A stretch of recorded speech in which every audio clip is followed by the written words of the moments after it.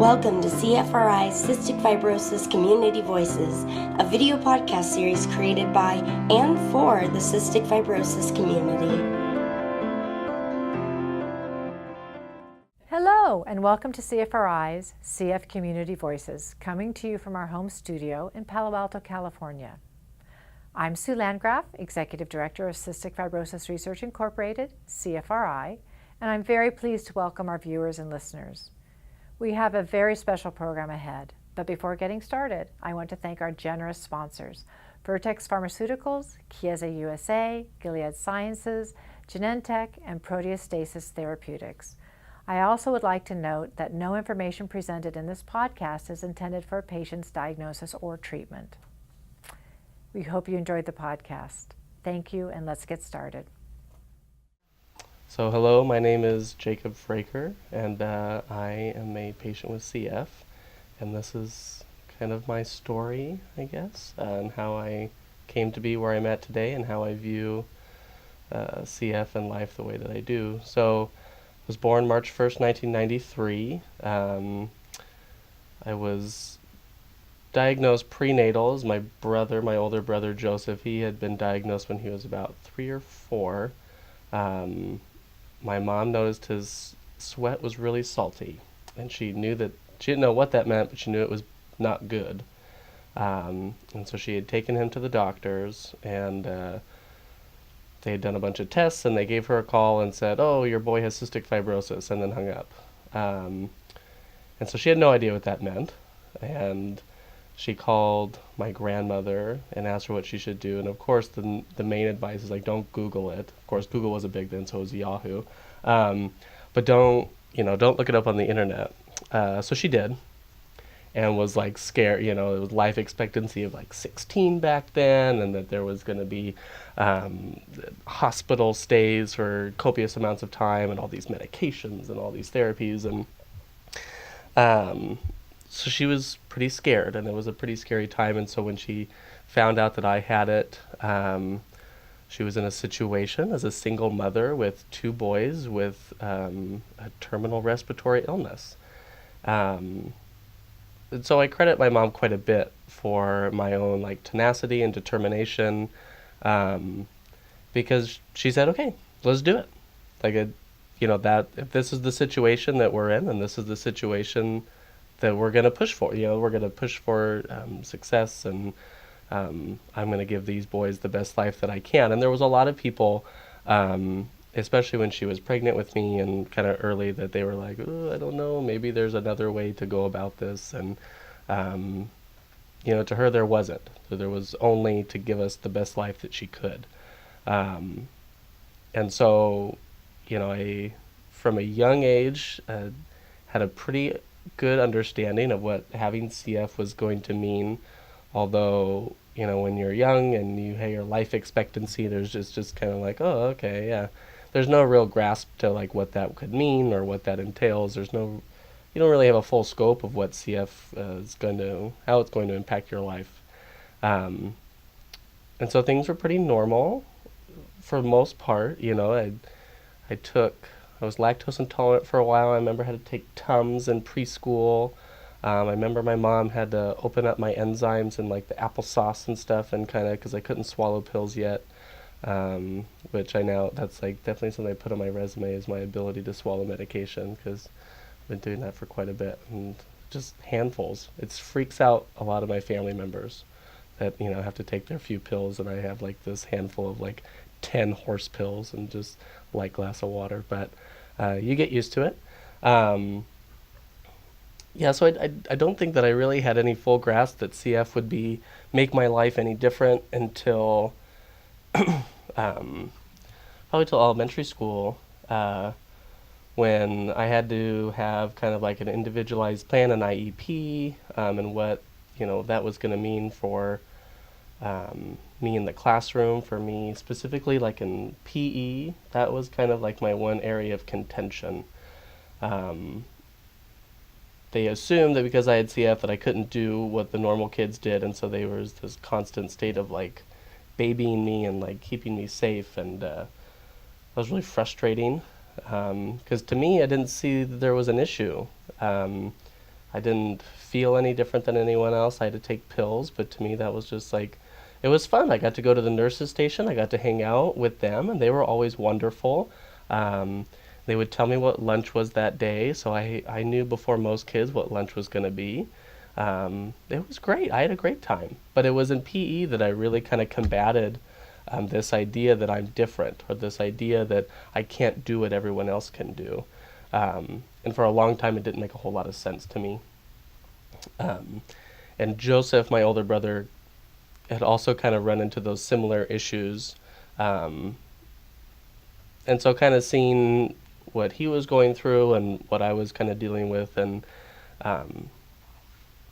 it was tough. It was irritating. And, from an onset, I think for a lot of people who have disabilities or something, from that early age, society can reinforces what you can and cannot do. And that kind of set the tone for a lot of how I view things and a lot of how I encourage and empower other people. Because society doesn't get to tell me what I can and cannot do. I get to decide what I can and cannot do. And the reality is there are things I can't do. And that's okay, as long as I'm the one knowing that, and I'm the one setting that boundary and saying, okay, this is my limit. But when other people come in and try and tell me what my limits are, it's a really good way to get me motivated to prove them wrong. But that's my real source of contention. But I think overall, as a kid, CF wasn't big until my first hospital visit. Joe had gone to the hospital before I did. His issues flare up more in a respiratory way. Mine tend to flare up more in a digestive way. And so the first time I went to the hospital, we had both went in together, and that was really scary. It was 2 weeks at UCSF, and shots, and I had to get my PICC line, and I had to, I was kind of stuck in the hospital bed, and luckily my mom requested that we have separate rooms, me and my brother, which was a godsend. They didn't understand that at first. The hospital put us together first, and they learned pretty quickly that wasn't going to work, as we were like running around crazy and butting heads and being brothers in the hospital. So having my own room was a little bit better, but it was really weird. I think that was the first time. I remember it was in 5th grade, and I missed the trip to Old Town Columbia. And so I missed this big, trip with the school. All the 5th graders went. We went to like this Old Town Columbia, and we got to dress up as kind of like old-timey. And I remember that I had asked to wear the hat. Like our teacher had one hat that was kind of the triangular colonial hat, and I really wanted to wear it. I didn't get to. I didn't get to go on that trip. I didn't get to wear the hat, and that was the first time that it was really like, wow, this is really unfortunate. This sucks. I don't like this at all. Here I am stuck in a hospital bed getting shot after shot, having to take all these medications, and all my friends and all my classmates are off on a really fun trip. And I remember I had to drink like the barium. They had to do like the barium x-ray, and it tasted terrible. And it took us forever. My mom sat with me the entire time, and we made a game out of drinking it, and then they needed to do a camera down my nose, and I wasn't having it. Didn't want any things up I had already been poked and prodded and medication and x-rays, and I'm stuck in this hospital bed, and now they wanted to shove a camera up my nose. And I said, no. That was kind of my limit. And I said, I'm not going to do that. And the doctors said, well, this is what we're going to have to do. So you're going to have to deal with it. And I remember they came in and they like held me down, and they were going to put this thing in my nose, and I'm fighting them, and my dad is holding me down, and my mom was freaking out because they really needed to get this camera up my nose for whatever reason. They needed to take pictures. And finally my mom stopped it. And she said, nope, we're not doing this. I'm sorry, we're refusing treatment. You can be as mad as you'd like, but I'm not going to like force you to do this to my child. I can't watch you do this to my child. And I think that was really my first view of advocacy for patients, for people, that I'm a kid, I'm in a powerless situation, and it was my mom that really needed to step up and say, we're not going to do this today.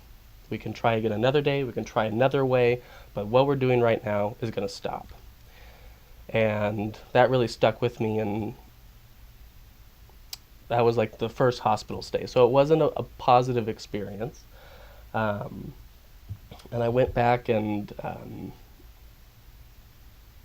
I knew I really didn't want to do that again. I knew that that was really not something that I was in any way interested in doing again. And so, I really was focused on like, okay, what do I need to make sure that never happens again?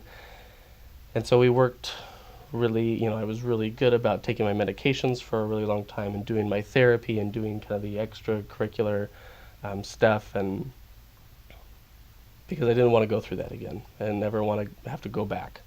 And so I was going to do whatever I had to do to make sure that didn't happen. And so elementary school was, the rest of elementary school was a lot of fun, and I had a great time.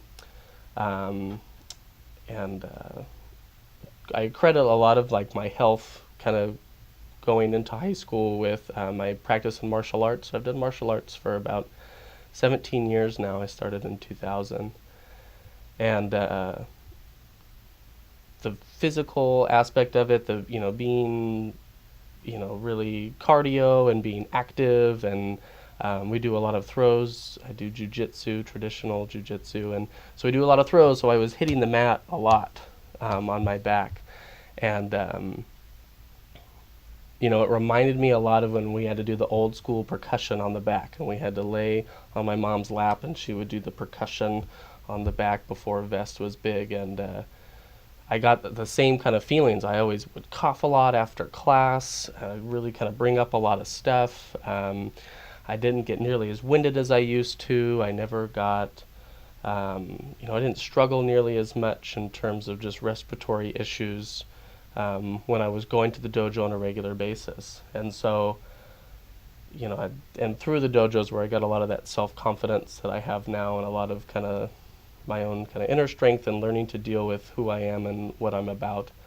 And I credit a lot of that to my teachers there. And I also credit that a lot to my family. So I have two other sisters. I have a younger sister and an older sister who are very supportive and helpful in a lot of the things that I do.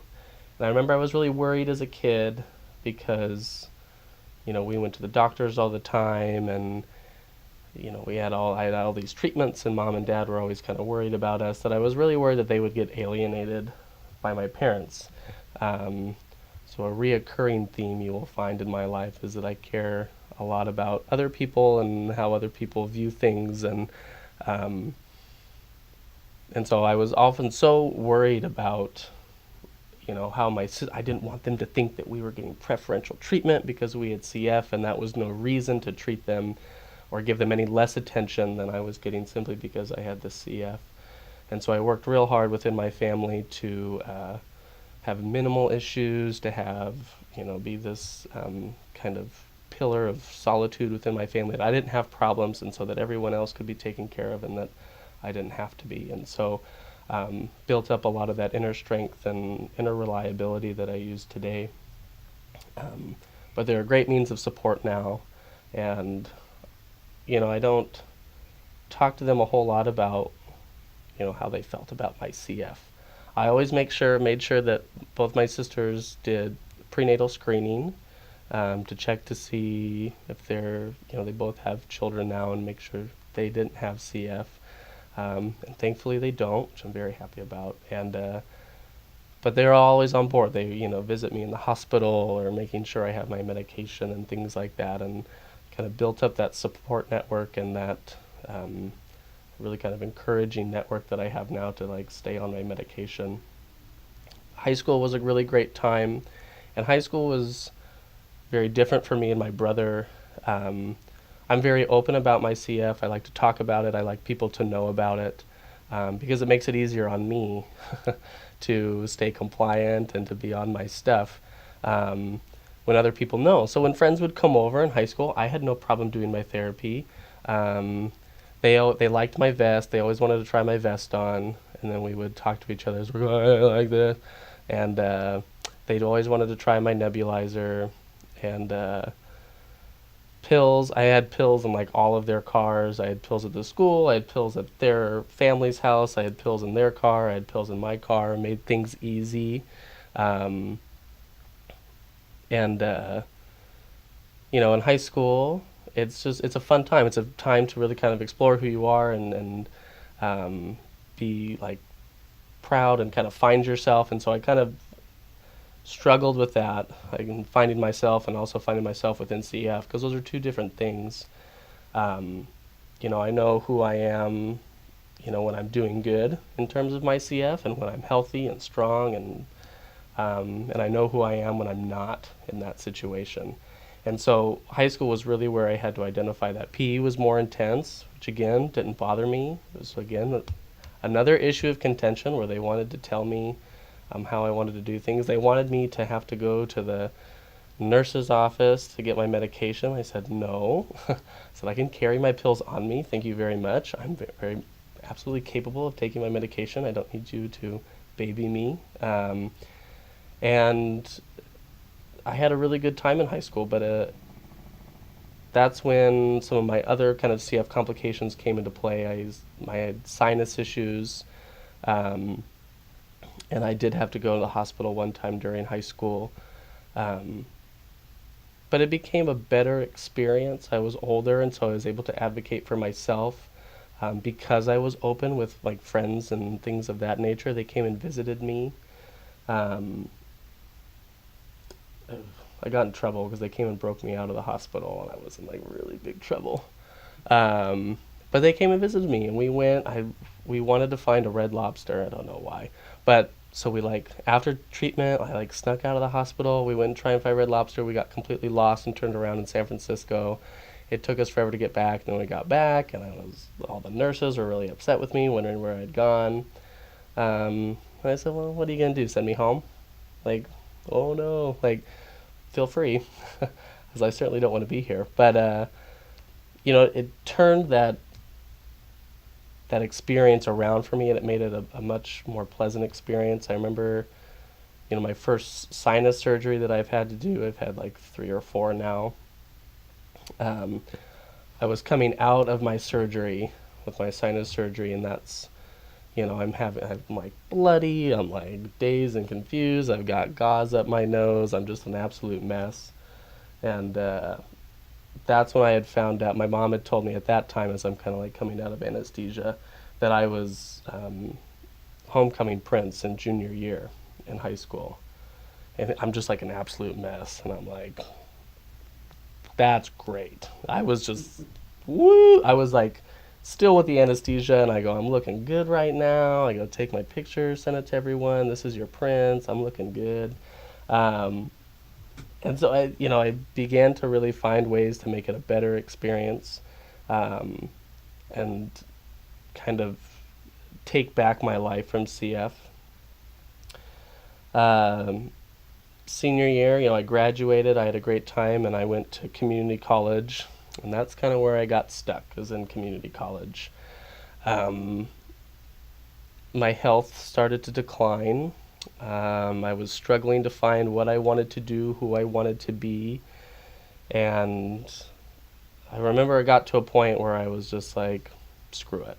I said, what's the point of doing the therapy? What's the point of doing the medication? Because Orkambi certainly wasn't around then, and so all we were doing is managing my symptoms the best we could. And I remember just having multiple conversations with my doctor and my social worker.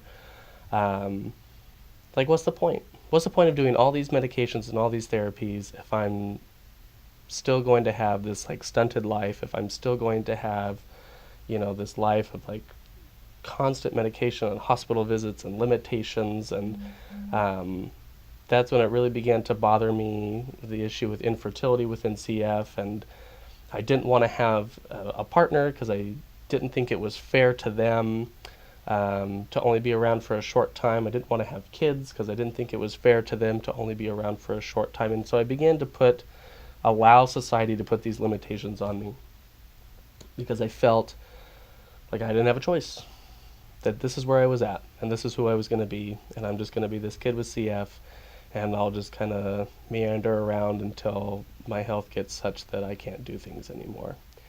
And it was a really bad spot, and I was angry at my CF. I was angry at, the higher powers in society, like, why did you do this to me? Why am I like this? And I was so frustrated and angry and defeated. I was absolutely defeated.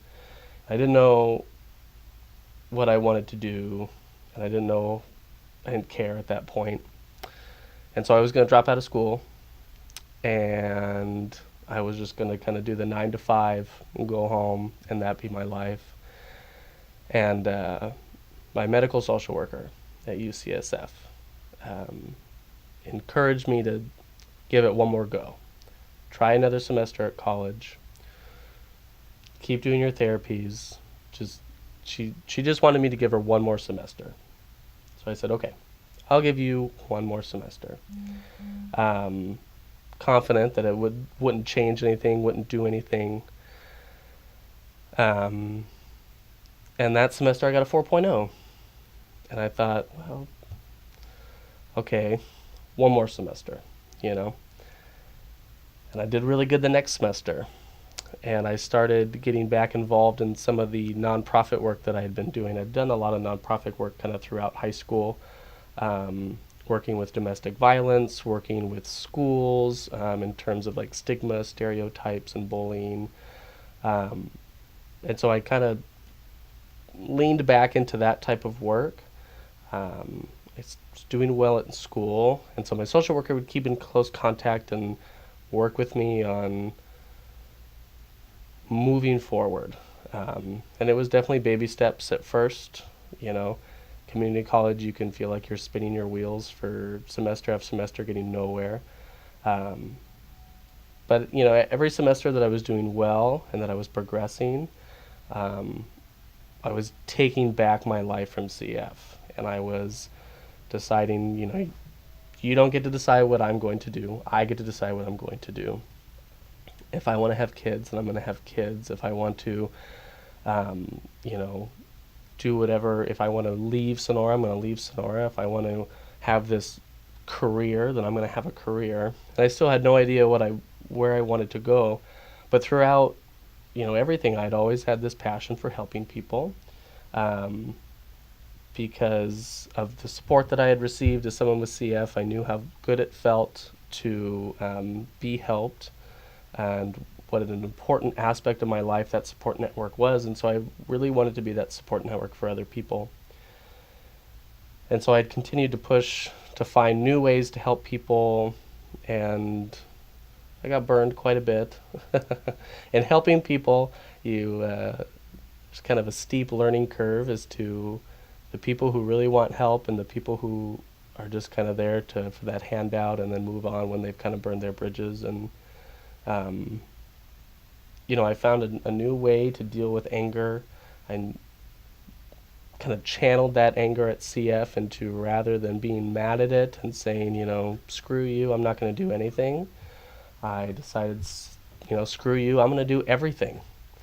I'm not going to let you decide what that is. I'm going to do whatever. If I'm going to live a life without CF while also being compliant. And that was an area that my brother kind of got stuck in, and that he really just is still mad at CF, and he hasn't yet channeled that anger into anything else other than, screw you, CF, I'm not going to do anything then. And so I talked with him quite a bit about finding ways to channel that anger better, ways to channel that anger in a different direction. And it isn't always easy. I know that I have the privilege to have a CF that doesn't require me to be in the hospital all the time, that isn't quite so severe as other people. And so, much like any disability, any minority group, any person, we all have our own stories to tell, and this is simply mine. But it is what it is, and I can't change the fact that I have CF, but I can change how I treat my CF, how I look at my CF, and find ways to make it work for me. And so that's what life is about, is finding how you can be the best that you can be no matter what's going on. And there's people that have far worse lives than I do, which is why I try not to dwell. And I use that quite a bit when I get mad at myself, or when I like to fill myself with self-pity about how bad I have it. The reality is I'm far more blessed than the vast majority of people in this world. I have a family, I have friends, I have a wonderful partner. And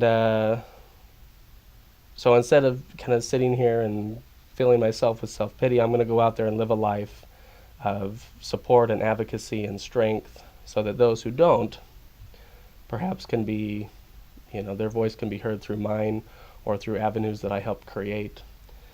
And my family's been really supportive in doing that, and helping me find those pathways, or deal with the times where I kind of hit those roadblocks. And so I graduated community college with an AA in behavioral and social sciences, and I only knew that I wanted to help people.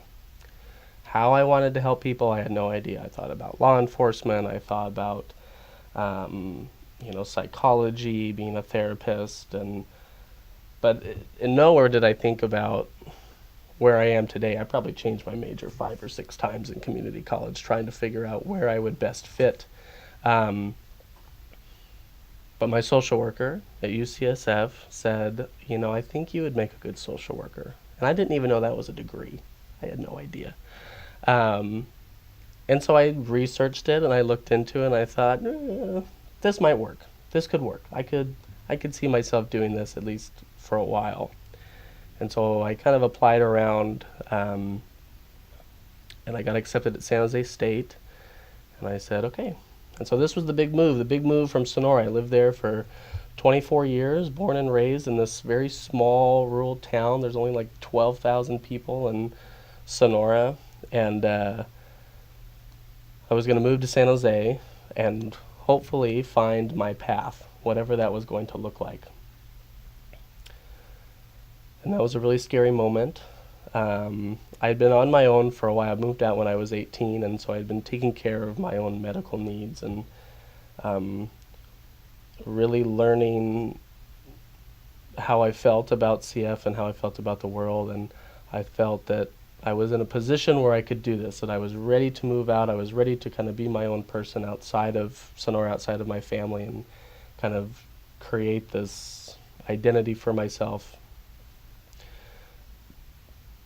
And so I left, and I moved, and it's been wonderful. San Jose State has been incredible. It's the opportunities that are available in a bigger city compared to Sonora are rather extreme.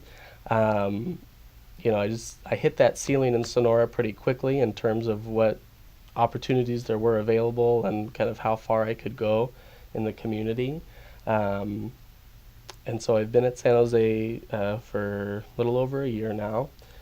And I remember, the first couple days of class, I was really worried. I'm like, am I going to like this? Is this really what I want to do? And my first class, she's talking about social work, professors talking about social work, what we do and what we're, our kind of our code of ethics and our ideals. And I go, this is what I want to do. This is it. This is awesome. Everything just really spoke to me in terms of advocacy, in terms of helping society, in terms of moving communities forward and problem solving, critical thinking. It was all bottled in this, and I couldn't believe that this was a degree that people got paid to do this. And so I was really energized for the first time in a long time. I was really energized to move forward, really energized to